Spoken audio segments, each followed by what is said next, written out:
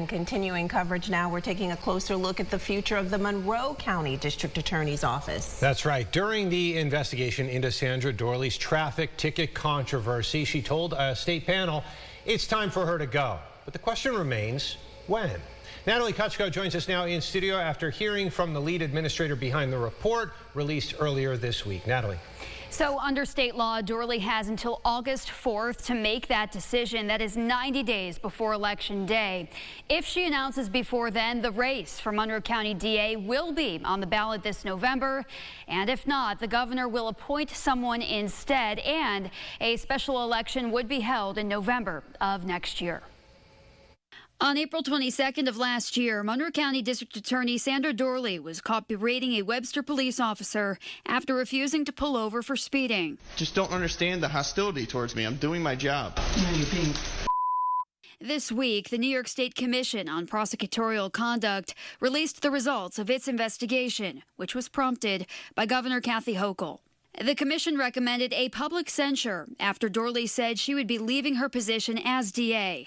Her term doesn't expire until 2027.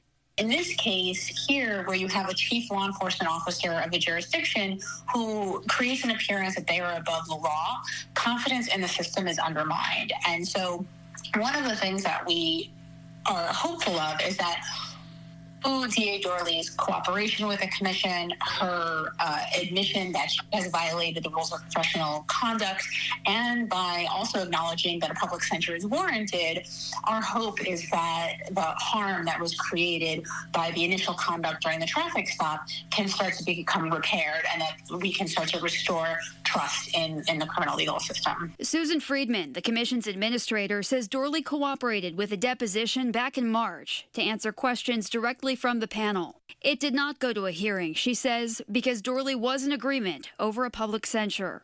Doorley did not immediately indicate when she would step down, instead saying she looks forward to serving the people of Monroe County. The 90-day period is relevant because, according to New York State law, if it does not occur before then Governor Hochul gets to appoint somebody, and then you have to wait until November of 2026 to have an election, a special election that would fulfill the remainder of Doorley's term. If for some reason she doesn't leave, we have to keep an eye on this because it gets referred now, and that could end up, in the court.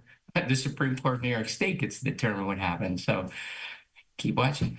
Doorley ran unopposed in the 2023 election. Monroe County Democratic Committee Chair Stephen DeVay says they are watching these developments quite closely. What I will say is, from our point of view, from the party standpoint, is we're going to be ready for any option. And I think that there is something to say about not rushing something like this, having that opportunity to really make sure that it is somebody that has had a chance to fully introduce themselves to the committee, to fully go through that process, and there's going to be a lot of people that are interested and that want to run for this, and that opportunity for them to have that runway, to have that opportunity, I think is an important one.